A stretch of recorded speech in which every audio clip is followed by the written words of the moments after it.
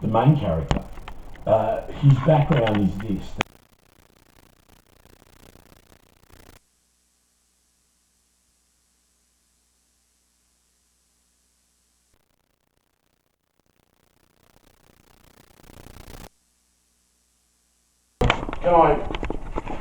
You can film it from that? Yeah. Okay, so where are we now? What Anything, just anything. Anything? Yeah. Okay, you wanted me to tell you about that story. Yeah. So, when my life had totally fallen apart and I was just sitting in a room by myself wondering what the hell just happened. I lost my house, my business, my family, everything. Had to go bankrupt. Well, what the hell am I going to do? How am I going to get out of this situation? So I thought, you know what? What I really love doing is telling stories. So what I'm going to do is I'm going to take this opportunity where everything I've worked for my entire life is just gone. Right? I'm going to get a chance to actually start over again. So I thought, what would be a good story? I don't know how to write stories. So I did a little short course writing. I went for a month. How basically an introduction to creative writing. And we'd have to write a little, page every week. And there was one story I came up with, which was about two guys being lost in the bush. They were out hunting, right? But they used the water courses, the rivers and the creeks, to establish where they were. That's this property that they used to go to shooting. And it's kind of based on a real life incident. But because it was such a big drought, all the water courses, which were their landmarks, their roadmap, had dried up. So they're out there in the middle of the bush, and they don't know where they are, or they don't know how to get back to camp, because all the landmarks, which were water courses, had disappeared. So they're wandering around lost, and we eventually found our way home. So we just found an empty creek bed, and it was going downhill, and we knew that would lead to a river, and once we hit that river we would know where we were, so we could know where to get back. So it was a real life thing that happened to me when I was younger. And I thought, I was struggling to come up with an idea, so I thought, I'll just write about that. So I wrote about these two guys that were lost in the bush. They didn't know where they were, and then all of a sudden things started getting a bit weird because everything went quiet, and I took it from there to they've entered some type of tribal Aboriginal ground that they weren't supposed to be on, and all of a sudden things that were real aren't real, and things that weren't real are real, and it created a bit of drama and went for a page.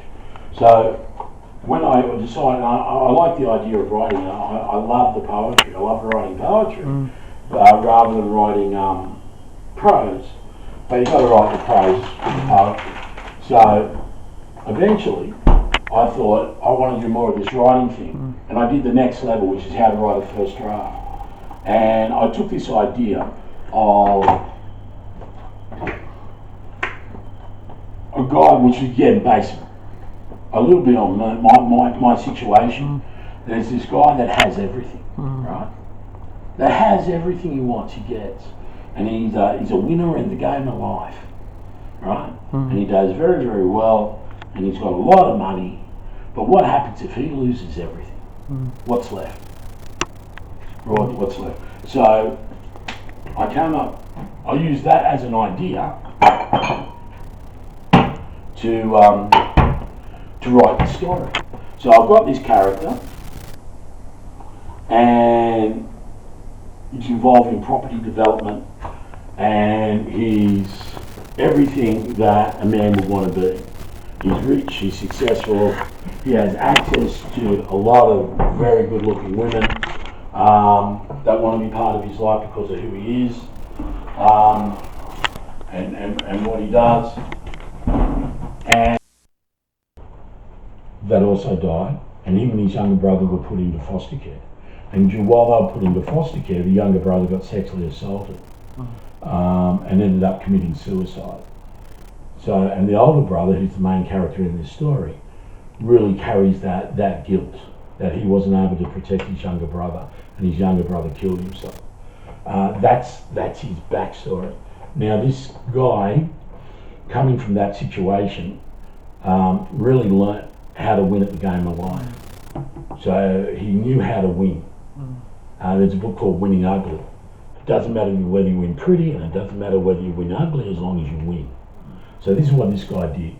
And he built himself up from nothing to, in his mid-30s, being worth tens of millions of dollars, have a global sales company that operates 24 hours a day, and is always bringing in money.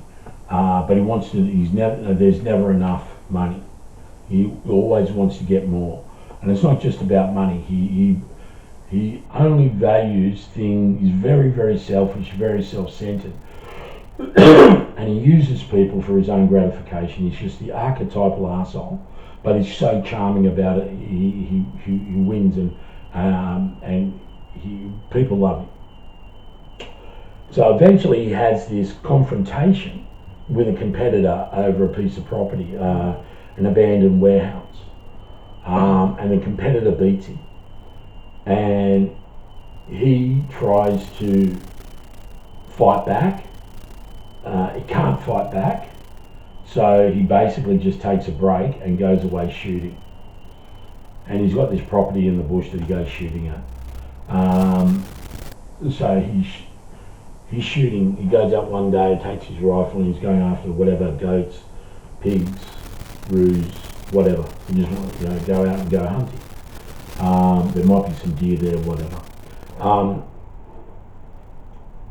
And as he's walking, and then he notices that he's lost, right? Problem is, what's actually happened is that he's been bitten by a snake. He gets bitten by this snake, right? And he thinks he's dying, and in fact he is dying. But he's caught between the land of the living and the land of the dead. So he's not alive, he's dying, but he's not dead yet. And out of the bush comes a shaman. Now I haven't nailed this down. Because I'm an Australian, I want to make it an Aboriginal shaman.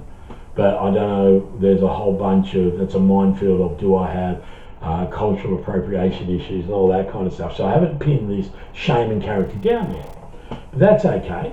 The shaman says, look, you're dying, right? But there is a way out. If you can find the truth, and he pulls out of nowhere, because he's a shaman, he can do that. He pulls out a glass vial of gold liquid, of liquid gold, this gold liquid thing, and says, "This is the truth. Now, if you can find the truth, you'll be able to live. You'll recover. If you take this, you find this, and you drink it, you'll get everything. You'll save your life." And then, with a snap of the fingers, the truth disappears. Right? And he goes, "What do you mean? Well, where did the truth go?" He goes, "Now you've got to go and find the truth."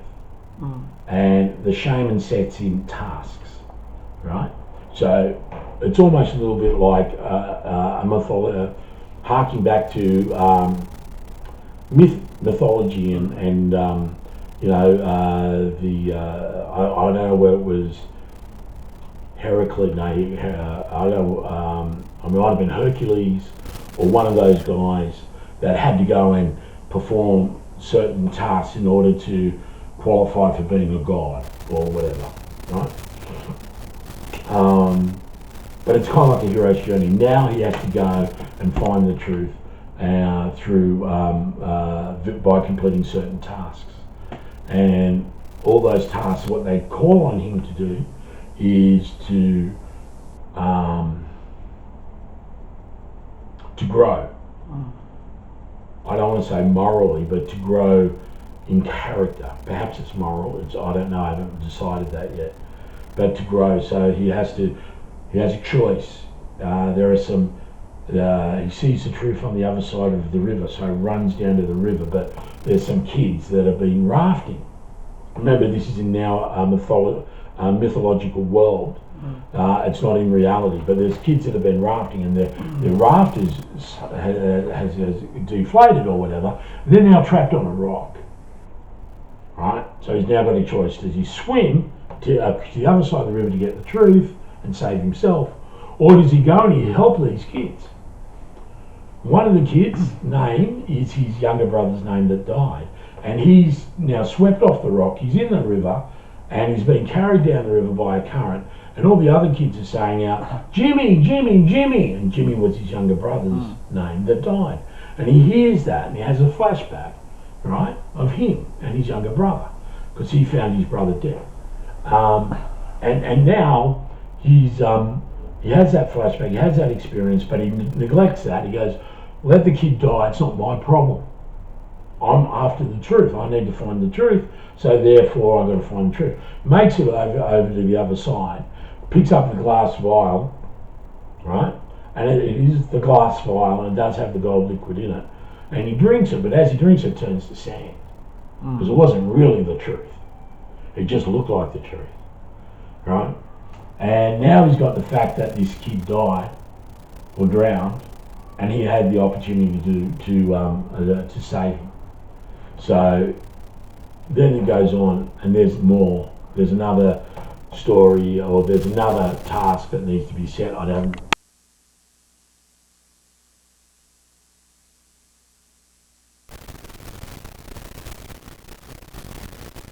And it's recording now. Okay. So this is an interesting. There's a lot going on in the world today. You know what I mean? Like there really, really is. And there's a lot of turmoil, and there's a lot of confusion, and a lot of people are feeling like what we've known as a society has changed or is changing. And some people are really proactive and positive about that. It's changing for the better.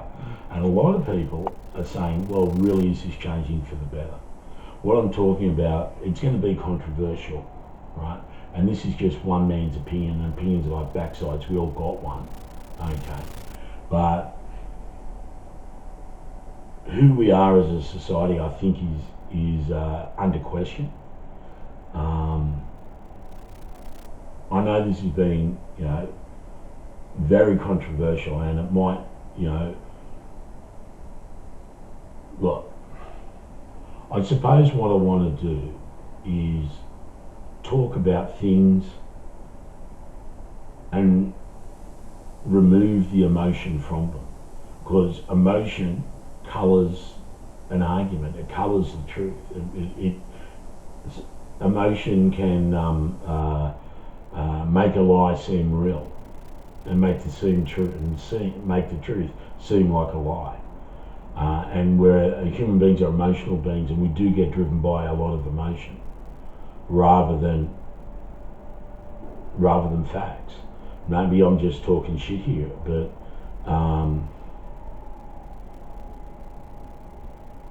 it's really difficult to find a common ground some days when there are so many views that are opposing each other and are vehemently opposing each other, if that makes any sense. The whole idea of transgenderism. Can a man become a woman? Can a woman become a man? And what rights do we actually have, if any, that are natural rights, or are all rights, part of a socially constructed narrative? I hate using words like that because everyone talks about like that. It becomes a bit cliche, but it just seems to be that we're fighting each other a lot. Men and women, women and women, men and men, and that the rights of the individual are absolute, and they are to a certain degree, but you can't be absolute to a certain degree. I suppose what I'm trying to explain here, and I'm doing a very bad job of it, or not maybe a great job of it, is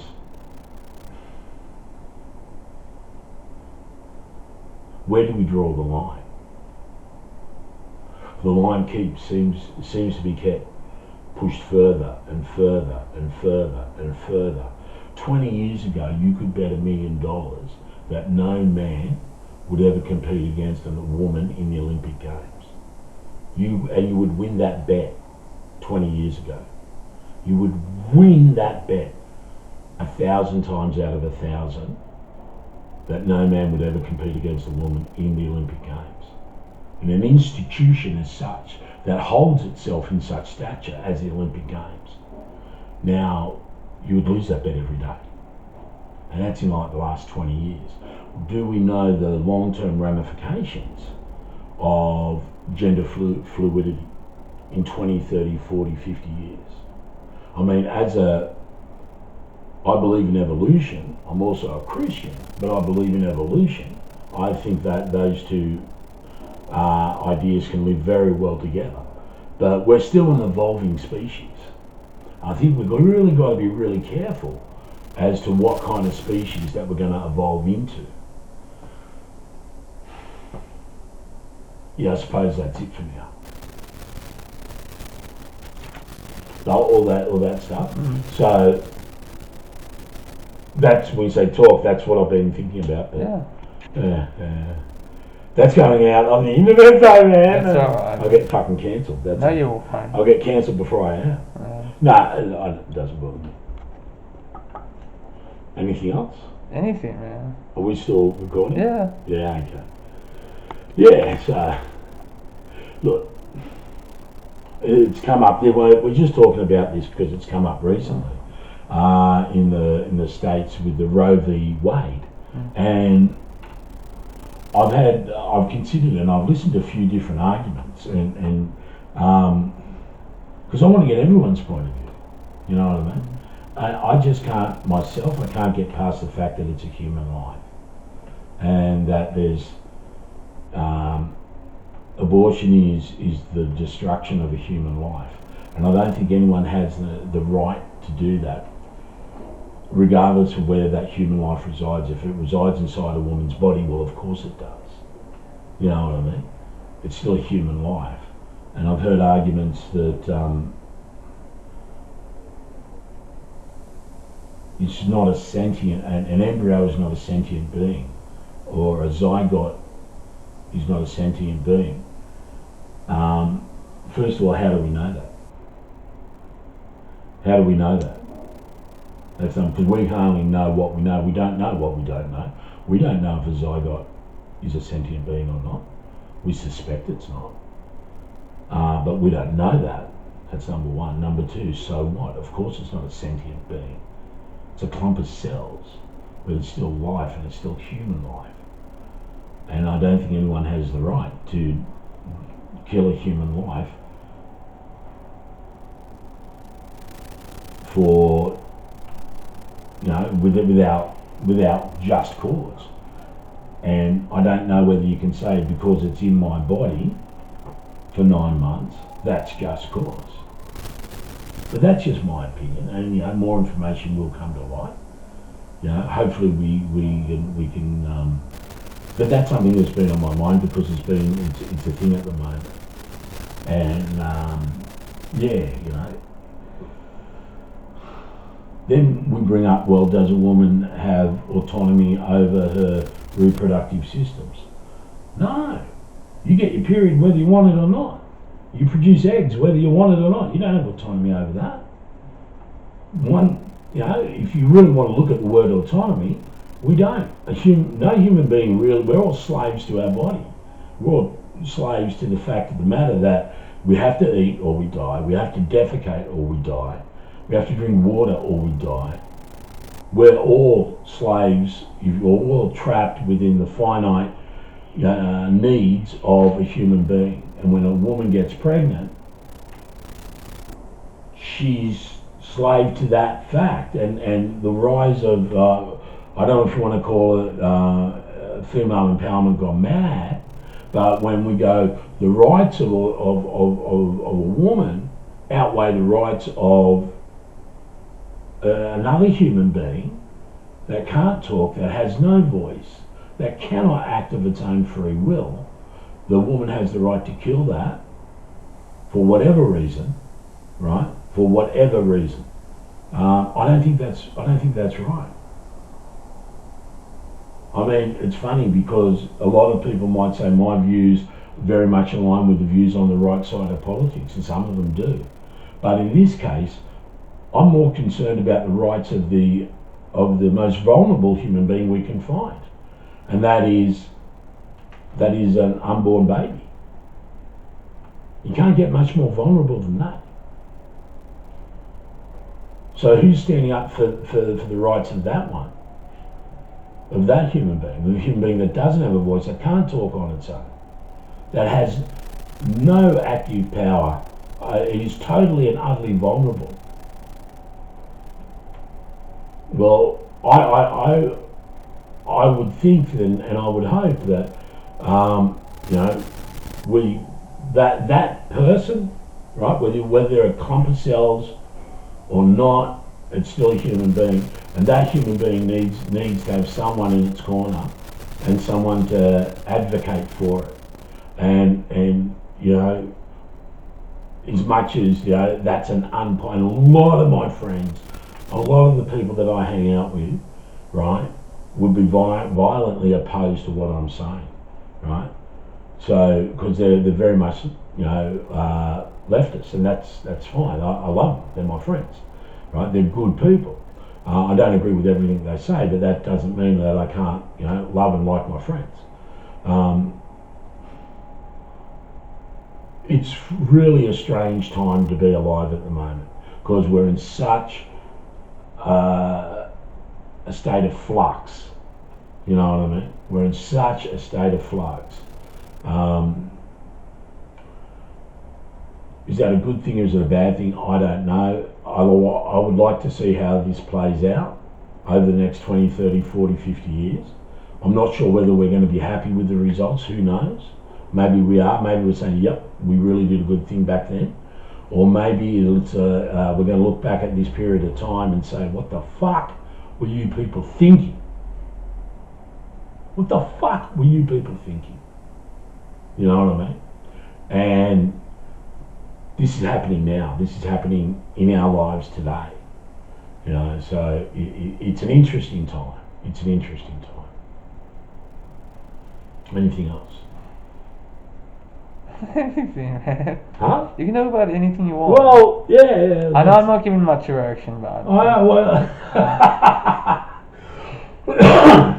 Having said that, Yeah. anyhow, have a Winfield.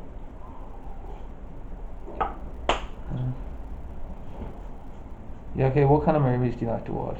Oh, good question. Yeah. I like stories that can strike a nerve to the universal. I know this sounds all wanky, but strike a nerve to the universal experience of being a human being. I like movies that have that ask deep questions. I like movies that can pull me in and put me in a situation where I have to question my own morality. What would I do in that situation? I like stories that have a base of mythology. I love storytelling. I love telling stories, and I love people, and I love being told stories. So, like, I suppose. Look, there's a movie called The Mission. Now, I don't know, back in the 80s. Robert De Niro and Jeremy Irons. Yeah, is it the Spanish? Yeah. In South America? Yeah. And it's a story of, I don't know whether, I think they're Dominican priests, I'm not sure, or monks or whatever, but they're there spreading the gospel. And there's also a slave trade that works not alongside them, but very much alongside them. Like a parallel. Yeah.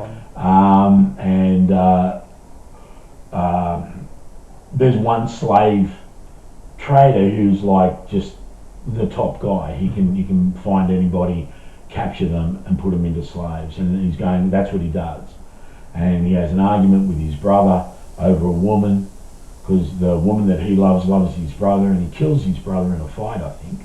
But it breaks him. It breaks him inside, because he loved his brother and he also loved the woman. But it breaks him, and he just becomes a shell of a man. And this Dominican priest, played by Jeremy Irons, I think he's Dominican, takes him under his wing and says, look, there's a way out for you. There is a way back to where you need to be. There is a way back to being a whole human being.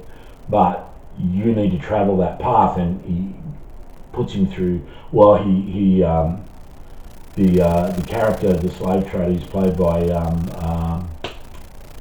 Robert De Niro. Then basically, does he join the priesthood? I don't think he joins, but he takes up their spiritual discipline, and he takes up their works, which is very much, helping others and being of service to others. And there's a line in that movie that Jeremy Irons says, and it haunts me to this day. It really, really does. It's haunted me for 20, 30 years. And that is, if might is right, then love has no place in the world. If might is right, then love has no place in the world. It is dog eat dog. It is I'll kill you before you kill me. What's yours, I'm going to take, and it'll be mine. You know what I mean?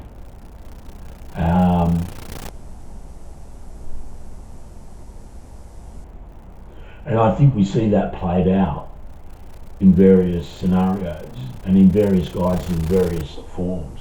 My rights as an individual, I demand that they be acknowledged and met and adhered to. So all the world must change so that I can feel good and comfortable about who I am and my choices. I don't know. Yeah, so that movie really spoke to me, and it's a difficult place being. Being a human being can be a bit of an issue. It really can be, because on one side we've got this our spiritual nature, and let's just, for the sake of the argument, say that we do have a spiritual nature. Whether we do or we don't, or we agree or disagree, just put that aside for 1 second. But from my perspective, we have a spiritual nature that is pure love, right? And that's my conscious contact with God, as I understand God to be, right? There's pure and unadulterated love for everything, for everyone, without judgment. It's just pure love. And then I've got a physical nature, which isn't pure love. It's about self-interest. It's about, I've got to get mine. It's not the big that eat the little, it's the quick that eat the slow. You snooze, you lose. You're either a winner or a loser. How dare you?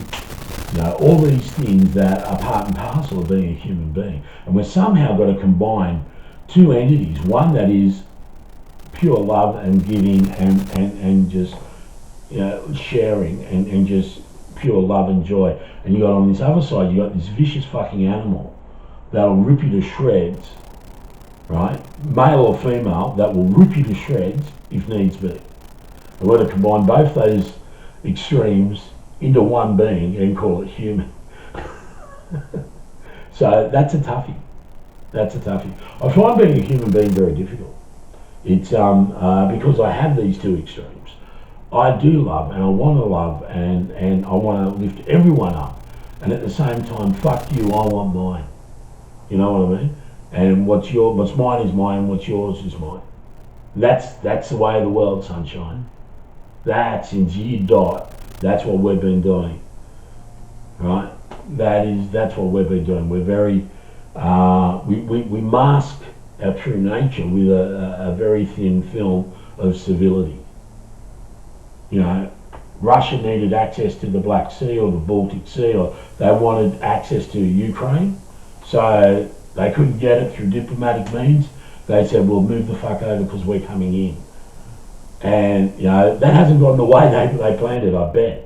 But a lot of the time, might is right, and love has no place in the world. But I can't live in a world like that. I find it difficult to live in a world like that.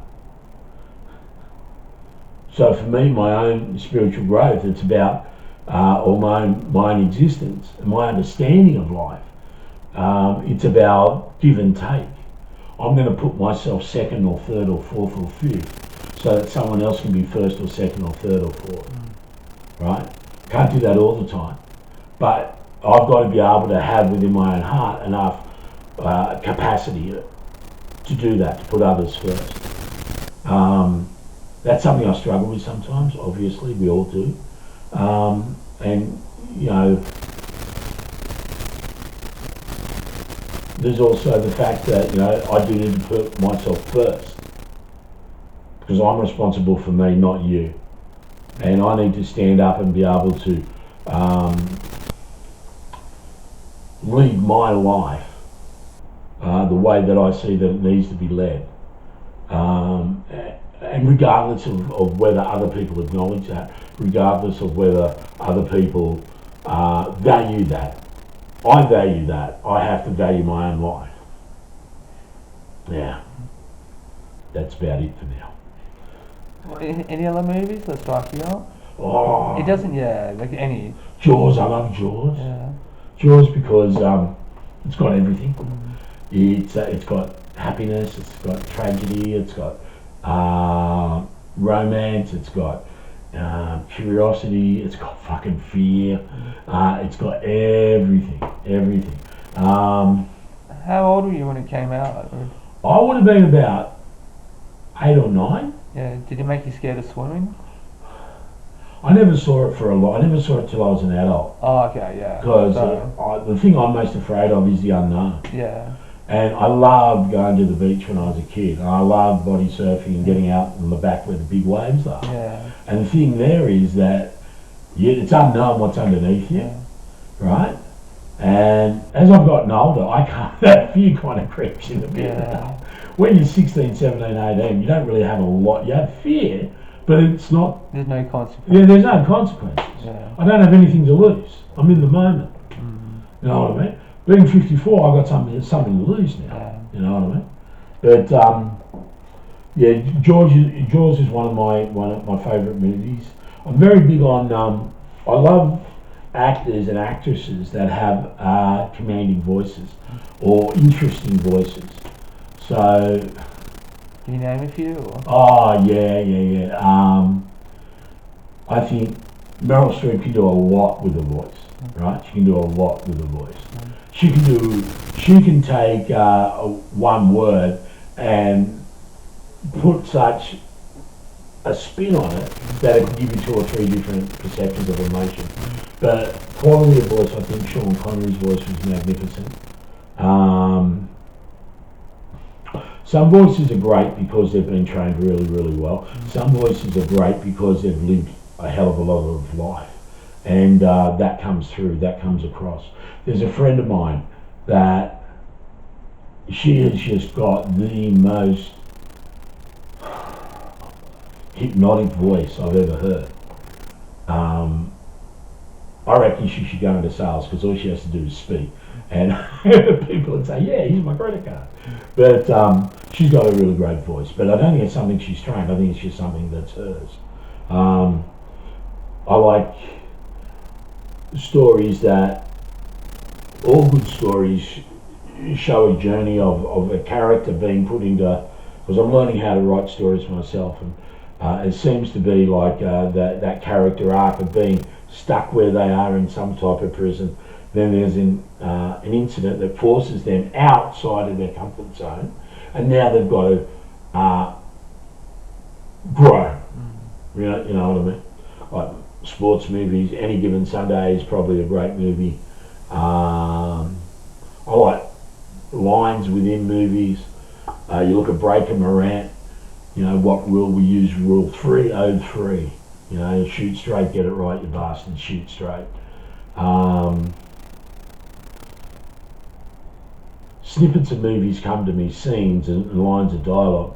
I can be in the middle of my day and something will happen and will remind me of a scene of a movie. I was talking with some friends on Friday night, and I got a great little idea for a scene in a movie.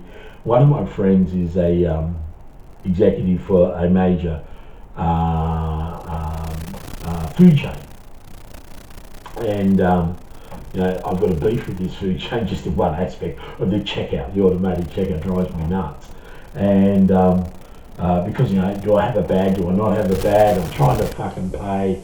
Fuck! It's already sitting in there. What do you mean there's no item? I've put it in the damn thing. The item is there. Why are you telling me there's no item? So I pick it up and I have to put it back again. I just can't check out. And I think that'd be a great moment with a character that's having their day is unraveling or their life is unraveling, but they have to go and do the mundane shit like shop, right? They get it delivered, but let's say we're not getting it delivered. Let's say she's got this character, it's a female character, and she's just got to go and she's got to buy, I don't know, tampons, whatever. Just something, she'd go in and get them. So she goes, she's trying to check out her item, and she's having a really bad day, and it's unraveling for her. And she has this meltdown because she can't check out her item. I think that would be, if you worded it right and got the story right, I think that'd be a hilarious moment to have in a movie. Yeah. Books? Books? Oh, good books. I'm good at buying books, not good at reading them. I've got a lot of books that I bought that I haven't read. Yeah. But books that I have read that I really like. Again, they're usually stories that'll take me into the journey. So when I grew up, I never learned to read properly, right? I had to teach myself to read, and I know I had a stammer and a stutter, and I couldn't talk properly. And back in my day, you had A, B, C, and D at school, and I was always in the C and D, right? I was always because I couldn't really read. I didn't get it, so reading books early on was a problem for me. But there was one book I read when I was at school, and I read it 13 times. So much so that when I went to the library, the librarian would say, "Please, Nick, get another book. You've checked this out. We're really glad you're reading, but there are other books." And that book was White Fang, okay, about a boy and his dog in the wilderness trying to stay alive. These days, I usually listen to things on audio books. I love Richard Rohr, and I haven't listened to him for a while. I seem to go through a season of an author. What I mean by that is I'll just read or listen to Richard Rohr for 6 months, 12 months, for a year. And it's all I listen to. And then I will go off Richard Rohr and I'll get onto somebody else. I've been looking at a lot of the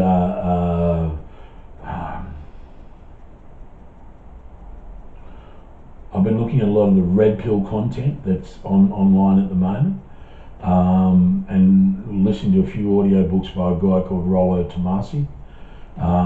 And just for those that don't know what red pill is, I suppose in the last 20 odd years, it's probably more than that, but in the last 20 odd years, red pill is a way of looking at the world by removing all type of social constructs. So if we just look at the raw behavioural content of who we are as human beings, whether that be male, whether that be female, and what's involved in that, and how do we relate to each other. And it's called red pill because it's taken from the movie The Matrix. You can take the blue pill, which means you go back to sleep and everything's fine, or you take the red pill where you wake up and you see the truth So it became known as the red pill. Now, it's not very popular in mainstream, let me tell you that. And certainly from the female fempowerment movement, it's like the Antichrist. And a lot of men get tagged with misogynist and stuff like that, and it's all about misogynistic men that want to uphold the patriarchy and stuff like that. But like I say, I try to strip the emotion out of when I'm looking at something. I'm trying to decide the value of something. What I want to do is I want to strip away all emotional bias and just look at the facts of what is. We human beings lie with words. We tell the truth with action and behaviour. Right? We lie with our words, but we tell the truth with what we do. Words are cheap, stuff like that. So I want to strip away the emotional arguments on trying to protect an ego investment or a political agenda or a social agenda. I just want to see the truth, and then I can make a valued judgment. So I just don't look at that content. I also look at like patriarchy. So I want to understand what the left or what a female or it doesn't have to be a woman, but what do people that are against patriarchy? First of all, what the hell is patriarchy? Second of all, why do people don't like it? So I listen to quite a lot of.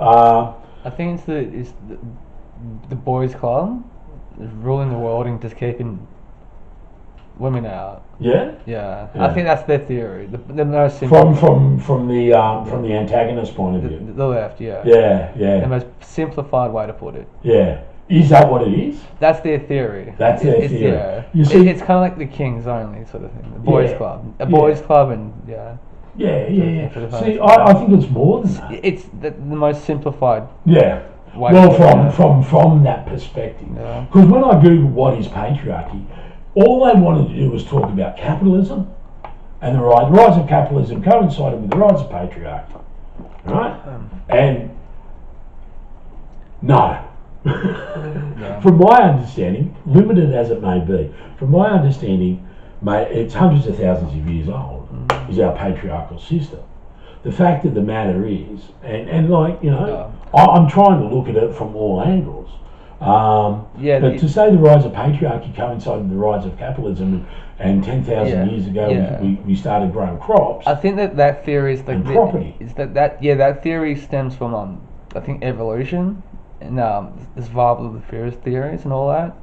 But patriarchy existed long before that. Yeah, it stems from that, the survival of the fittest sort of thing. Yeah, and the survival of those and biologically changing world. Yeah, I think like a 6'5" physically fit male is more likely to look after himself and have some modern life than somebody who's not that. Yeah. So and I think that because with modern psychology says modern life is easier than what it was in history.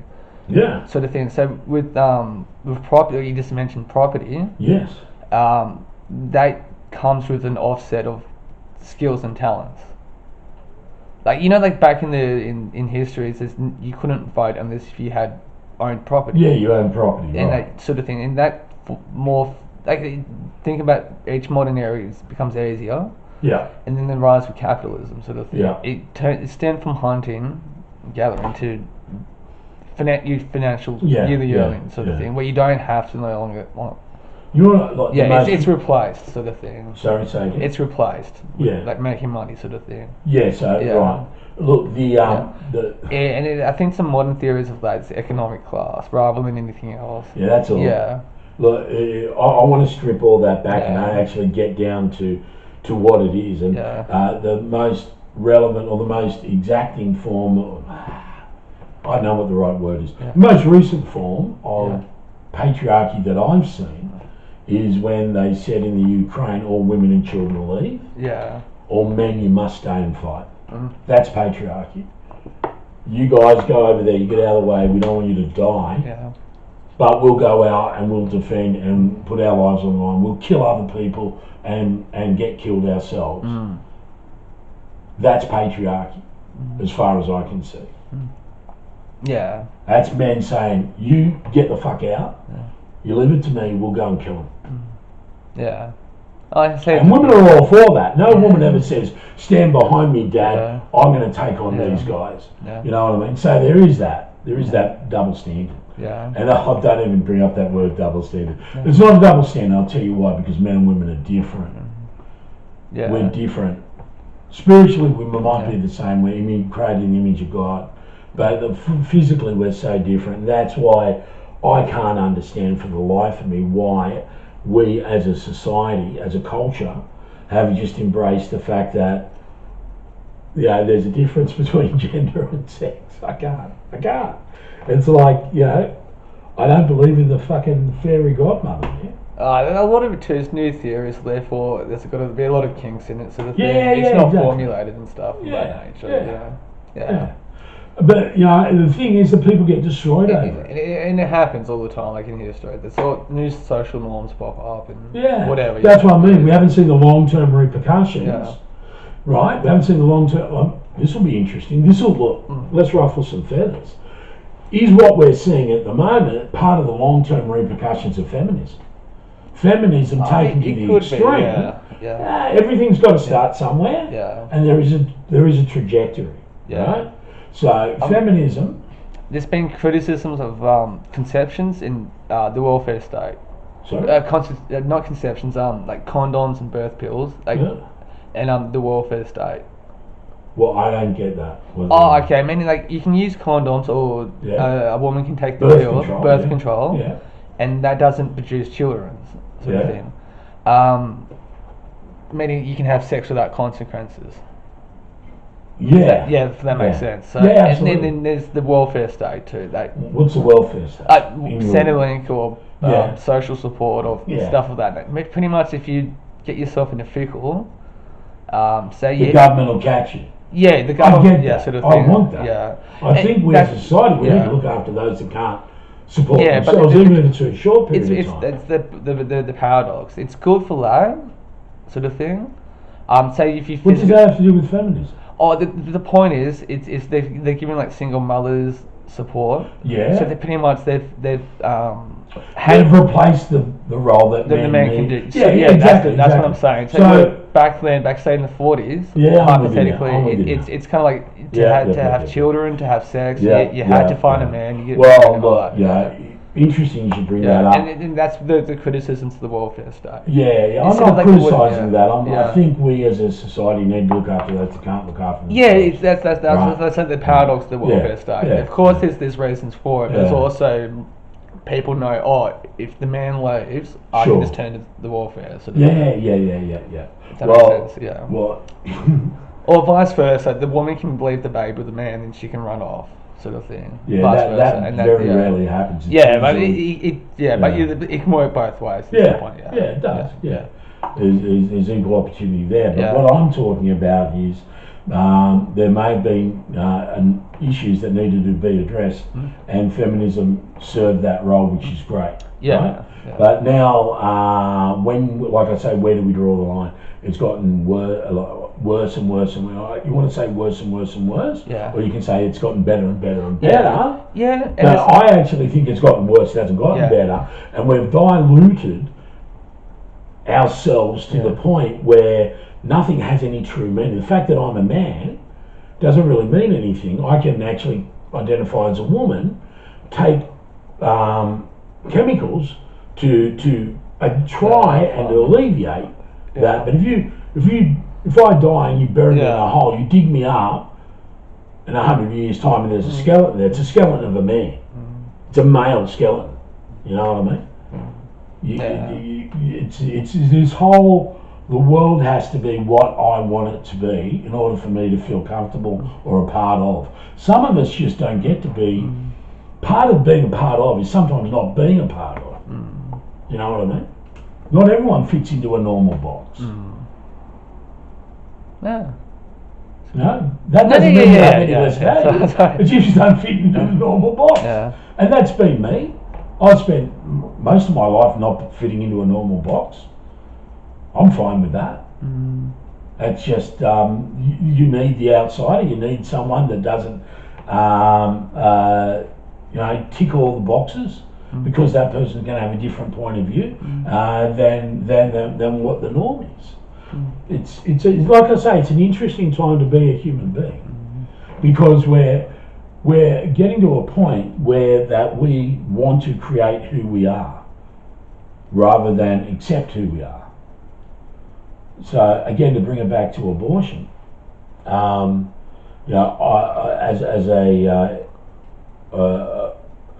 use myself as an example as a woman, right? But as a woman, if I can speak in those terms, as a woman, I have the right to say what happens inside my body.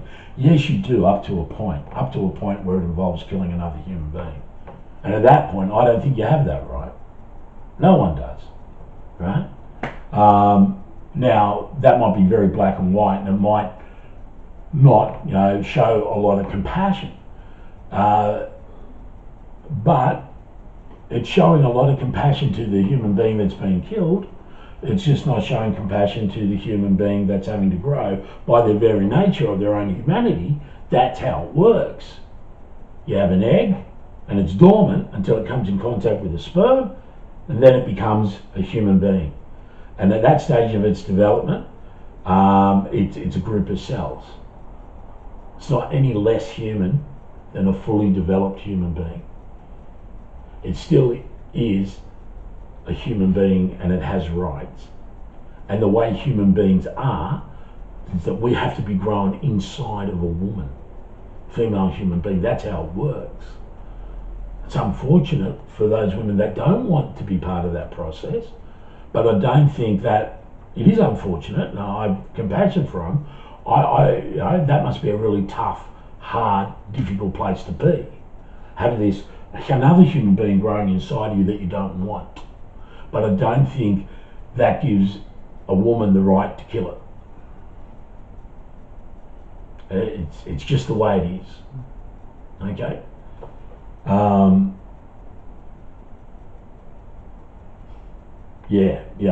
don't know why we've come back to that, but I think what we're talking about, or you've asked me to speak, so what's on my mind at the moment is this is in the media at the moment, and I've been trying to understand all arguments and find and try and resolve that conflict.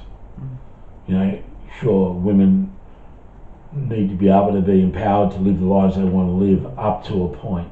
Same as men, we can't just go and do whatever we want to do simply because we have the power to do that. The term toxic male gets bandied around. What's a toxic female? Toxic masculinity is what? Being abusive to others simply because we have the strength to be so? Toxic femininity, what is that? Is that because this life resides inside my body, I have the right to kill it? Sorry, side note. Yeah? I think at the moment it's Amber Heard. I think at the moment, that's aside. No, I love Amber. Yeah. I mean... at the moment it's Amber Heard, it's a toxic femme. Oh, really? Yeah. Yeah. Nah, she's yeah. pretty cool. She fits that bill pretty well. That's that's just hysterically... I mean, I don't know about you, but I don't think her legal team's done a good job. No. Hang on a minute. So, did I read that correctly? Yes, you did. Okay.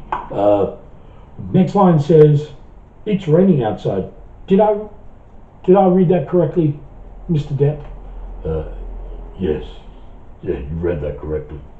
They're not doing her any favours. No. But I think what you see there, you can see Amber Heard, that archetype, in any pub, in any pub, in every pub I've ever been in has had an Amber Heard woman there, an actual psycho bitch that you just want to stay the fuck away from. Yeah. Pretty much she's failed the pub test. Yeah. I know, sure. Amber Heard would be a prime example of toxic femininity. But if you really want to get down to it, we're talking about, if you want to talk about the matriarchy and the patriarchy, really, and who's got more blood on their hands, right? women are just as much covered in blood as men. Right? Sure, men have killed a lot. We kill. That's part of what we evolved to do, was to go out and kill things, whether it be hunting and food or people that want to hurt us or whatever. We evolved over hundreds of thousands of years to be good at killing people, to be good at killing animals, to be good at work, physical labour, to be strong, right? And women have evolved over hundreds of thousands of years to be good at having babies. Although, you know, infant mortality, like having a baby back in the day, was not an easy thing to do, right? A lot of us a lot of babies didn't survive, because it's really quite a traumatic experience, not only for the woman but also for the baby. Okay, it's a tough gig, but that's human. That's unless you can design a human being that's able to lay eggs outside of its womb and then have a male inseminate it, right? Well, then that's a different story, right? You know, but the way that we are, who we are, the way whether we've been designed this way or evolved this way, the way it happens is it happens inside a woman. That's part and parcel of drawing breath. It's not like I've got a right to have autonomy over my body. Absolutely you do, up to a point. When you go past that point, I don't think you have the right to go past that point. Society does say different. Society says, you go kill that kid. Hey sister, be empowered. You know, but I don't think you can then turn around and say, oh, the patriarchy's bad. You know what I mean? Misogynist. Misogynist is someone who hates women, right? Okay, what do you call a woman who's had an abortion? If you call someone that hates kids, hates life, hates her own children, I don't know, but I don't think there's an easy answer. But I do think you need to ask the question, because when we ask questions that are difficult and uncomfortable, I think we learn, because we're asking the question not only externally but also internally. So when I ask that question, I have to try and answer it myself. So what would you like to come to? What would you like to come from this? From what? Yeah, for you personally. What we're doing here? No, what you just talking about. Oh, I don't know. I'm not. I don't have it. It's not an easy. I don't. What are we talking about? Abortion specifically? Yeah, anything. Anything? Right. The search for more knowledge and wisdom. I think there's more to life than my rights. I think there's more to life than me demanding that I be acknowledged by the world and society the way I specifically need to be. I think that's where we go. I think we go astray when we take ourselves so fucking seriously that we need to tear down the buildings, right? Because I don't feel good or I don't feel safe. Sometimes life isn't safe. Sometimes you've got to be uncomfortable. Sometimes I don't feel safe.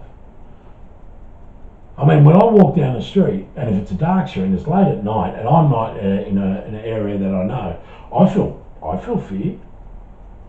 I'm a bloke, fairly strong, pretty big. That's been in lots of fights, and you know, whatever. I'm still alive, but I can feel uncomfortable. That's just life. Life isn't there to be cosseted and feel comfortable all the goddamn time. That's what I think. That's what I think we need to get to. We need to get back to a point where we don't take ourselves so goddamn seriously, and we don't have to impose my demands on others in order for me to feel acknowledged and have value. I can have value whether or not you acknowledge it, because my value doesn't come from you. My value comes from me. That's where my value comes from.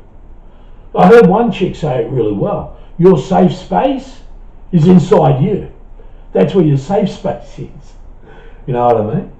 But anyway, I don't know. I'm just rattling off some unformed thoughts, really, that don't necessarily, they haven't actually written anything down and put into paper and tested. You know what I mean? I think it's important to ask the questions, whether or not we get the answer. I think it's important that we ask the question of what we're doing and how we're doing it. That's basically it. Yeah. All we're doing is just filming. Huh? Filming. Yeah, we're filming this. Yeah. So what do you think about videos and stuff of that nature? What do you mean videos? Like documentaries on YouTube, and there's so much information. Yeah, videos and stuff, yeah. Well, I got that streaming service a few months back called Curiosity. Yeah. Right? Because I like to I like to be I like to ask questions. I'm curious about stuff, right? And look, you know, there's lots of ways you can entertain yourself these days, and sometimes documentaries are a great way to do that. And whether it be history, I love history. I like looking at. I love nature, and there's a thing on Stan as well called The Forest, and it's only 4 episodes, but it looks at this forest in England that I think was, and I could be getting this totally wrong, so don't hold me to this, but I think it was the King's Forest, and as such it was protected, right? So it was more or less untouched. You could go into it, right? But it was more or less untouched, and it remains today. And I went through the different seasons, spring, summer, autumn, winter, in the forest, and looking at the inhabitants of the forest and the common, which is, you know, you can graze your stock in the common.